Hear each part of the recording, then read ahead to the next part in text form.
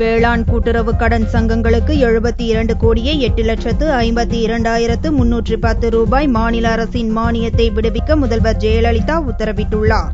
தமிழக முதல்வர் ஜெயலலிதா ஞாயிறன்று ஒரு அறிக்கை வெளியிட்டார். வேளாண் தொழிலில் ஈடுபடும் விவசாயிகள் மற்றும் கிராமப்புற மக்களுக்கு குறைந்த வட்டியில் கடனுதவி வழங்கும் மாவட்ட மத்திய கூட்டுறவு வங்கிகள் மற்றும் தொடக்க வேளாண்மை கூட்டுறவு சங்கங்களின் நிதி நிலைமை சீராக்கப்பட வேண்டும் என்று முதல்வர் ஜெயலலிதா தெரிவித்துள்ளார். அதற்காக தற்போது 23 தகுதியுள்ள தொடக்க வேளாண்மை கூட்டுறவு சங்கங்களுக்கு அரசு மானியமாக 1,87,82,119 ரூபாயும், ராமநாதபுரம், நெல்லை, புதுக்கோட்டை மற்றும் மதுரை ஆகிய 4 மாவட்ட மத்திய கூட்டுறவு வங்கிகளுக்கு மானியமாக 70,20,70,191 ரூபாயும் என ஆக மொத்தம் அரசு மானியமாக 72,8,52,310 ரூபாயை விடுவிக்க முதல்வர் ஜெயலலிதா உத்தரவிட்டுள்ளார்.